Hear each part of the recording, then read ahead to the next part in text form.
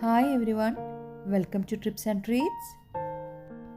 ഇന്ന് ഞാൻ വളരെ ഈസി ആയിട്ട് ഉണ്ടാക്കാൻ പറ്റുന്ന ചിക്കൻ വെച്ചിട്ടുള്ള ഒരു റെസിപ്പിയാണ് കാണിക്കുന്നത്. അപ്പോൾ ഈ റെസിപ്പി എൻ്റെ കസിൻ പിങ്കി, അവർ കുവൈറ്റിലാണ്. അപ്പോൾ പിങ്കിയാണ് കേട്ടോ ഈ റെസിപ്പിനെ കുറിച്ച് എനിക്ക് പറഞ്ഞു തന്നത്. ഈ ഒരു റെസിപ്പി യൂട്യൂബിൽ മലയാളത്തിൽ അങ്ങനെ കണ്ടില്ല. അപ്പോൾ ഞാനിവിടെ വീട്ടിൽ ട്രൈ ചെയ്ത് നോക്കിയപ്പോൾ എല്ലാവർക്കും നല്ല ഇഷ്ടമായി. അപ്പോൾ ഇതെന്തായാലും നിങ്ങൾക്ക് ഇഷ്ടമാവും എന്നുള്ള കാര്യം യാതൊരു സംശയമില്ല. അതുകൊണ്ടും കൂടെയാണ് ഞാനിത് ഷെയർ ചെയ്യാമെന്ന് വിചാരിച്ചത്. ഈ ഒരു ഗ്രേവി ഫ്രൈഡ് റൈസിൻ്റെ കൂടെയും പുലാവിൻ്റെ കൂടെയും അതുപോലെ തന്നെ ചപ്പാത്തി, റൊട്ടി, നാനിൻ്റെ കൂടെയെല്ലാം നല്ലൊരു കോമ്പിനേഷനാണ്. മാത്രമല്ല ഇത് നമുക്ക് പെട്ടെന്ന് റെഡിയാക്കി എടുക്കാൻ സാധിക്കും കേട്ടോ. അപ്പോൾ നമുക്ക് ചിക്കൻ അങ്കാരയുടെ റെസിപ്പി ഇങ്ങനെ നോക്കിയാലോ. ചിക്കൻ അങ്കാര ഉണ്ടാക്കാൻ വേണ്ടിയിട്ട് ഞാനിവിടെ 1/2 കിലോ ചിക്കനാണ് എടുത്തിട്ടുള്ളത്. കഴുകി വൃത്തിയാക്കി എടുത്ത് വെച്ചിട്ടുണ്ട്. ഞാനിവിടെ എല്ലോട് കൂടിയ ചിക്കനാണ് കേട്ടോ എടുത്തിട്ടുള്ളത്. അപ്പോൾ നിങ്ങൾക്ക് വേണമെങ്കിൽ ബോൺലെസ് ചിക്കനും എടുക്കാം കേട്ടോ. ഇനി നമ്മൾ ആദ്യം മാരിനേഷനാണ് തയ്യാറാക്കി എടുക്കുന്നത്.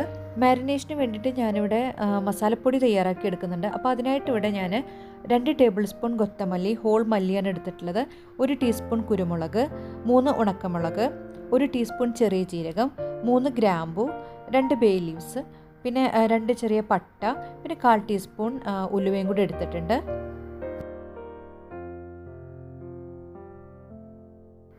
ഇനി നമ്മൾ ആദ്യം ഇതൊന്ന് റോസ്റ്റ് ചെയ്തെടുക്കുകയാണ്. അപ്പോൾ അതിനായിട്ട് ഞാനിവിടെ ഒരു പാൻ എടുത്ത് വെച്ചിട്ടുണ്ട്. ലോ ടു മീഡിയം ഫ്ലെയിമാണ് ഓൺ ആക്കിയിട്ടുള്ളത്. സ്പൈസസ് ഒക്കെ ഒന്ന് നമ്മൾ ചേർത്ത് കൊടുത്തിട്ടുണ്ട്. ഇനി ഇതൊന്ന് നന്നായിട്ട് റോസ്റ്റ് ചെയ്തെടുക്കാം. 1 മിനിറ്റ് നേരം ഹൈ ഫ്ലെയിമിലിട്ടിട്ട് ഒന്ന് റോസ്റ്റ് ചെയ്തെടുത്താൽ മതി.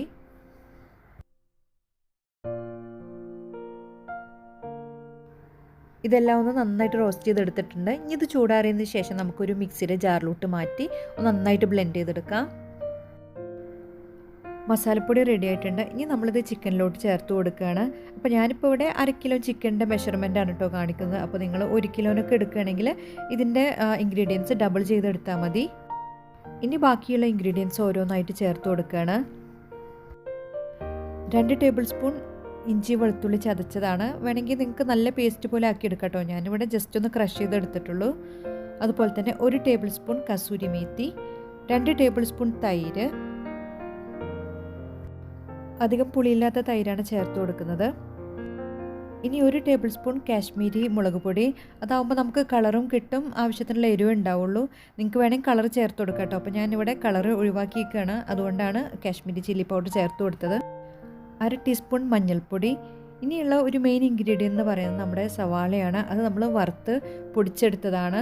നമ്മൾ ബിരിയാണിക്കെല്ലാം വറുക്കുന്ന പോലെ വറുത്തതിന് ശേഷം നമ്മുടെ ചെറിയ മിക്സിയുടെ ജാറിലിട്ടിട്ട് ഒന്ന് പൊടിച്ചെടുക്കുകയാണ് ചെയ്തിട്ടുള്ളത്. അതും കൂടെ ചേർത്ത് കൊടുത്തിട്ട് ഞാനിവിടെ മീഡിയം ഒരു സവാളയാണ് എടുത്തിട്ടുണ്ടായിരുന്നത്. ചെറുതാണെങ്കിൽ 2 വരെ എടുക്കാം. ഇനി ആവശ്യത്തിനുള്ള ഉപ്പും കൂടെ ചേർത്ത് കൊടുത്ത് നന്നായിട്ട് മിക്സ് ചെയ്ത് കൊടുക്കാം. അതിനുശേഷം ഒരു ഇൻഗ്രീഡിയൻറ്റും കൂടെ നമുക്ക് ചേർത്ത് കൊടുക്കാനുണ്ട്. അത് കഴിഞ്ഞ് നമ്മുടെ മാരിനേഷൻ പരിപാടികൾ കഴിഞ്ഞു. അപ്പോൾ ഒന്ന് മിക്സ് ചെയ്തെടുത്തിട്ടുണ്ട്. ഇനി അതിന് ശേഷം ഞാനിവിടെ ഒരു മീഡിയം തക്കാളിയാണ് എടുത്തിട്ടുള്ളത്.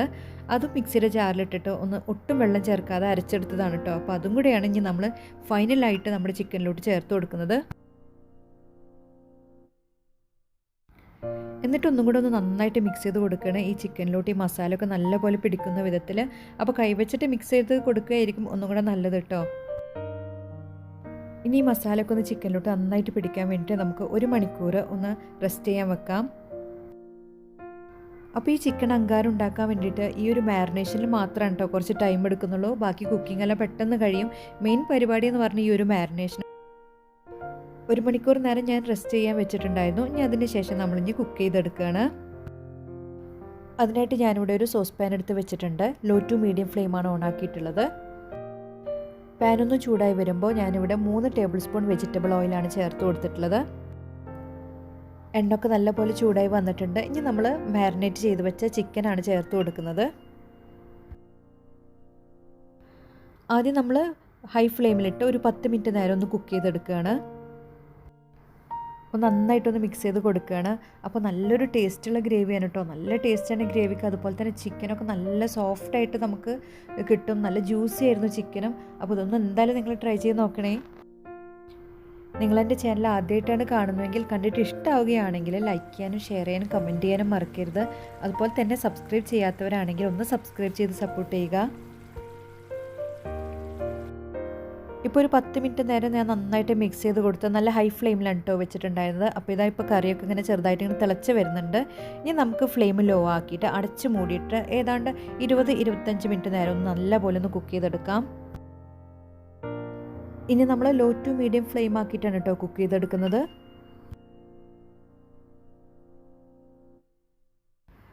അടച്ച് മൂടി വെച്ച് കുക്ക് ചെയ്യുന്ന ടൈമിൽ ഇടയ്ക്കിടയ്ക്ക് ഞാൻ മൂടി തുറന്നൊന്ന് മിക്സ് ചെയ്ത് കൊടുക്കുന്നുണ്ടായിരുന്നു കേട്ടോ.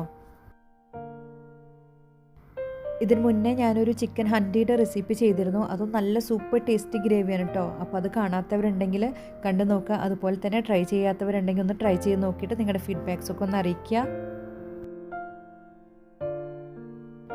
അപ്പോൾ ഞാൻ ഇടയ്ക്കിടയ്ക്ക് മൂടി തുറന്നൊന്ന് നല്ല പോലെ ഒന്ന് മിക്സ് ചെയ്ത് കൊടുക്കുന്നുണ്ടായിരുന്നു.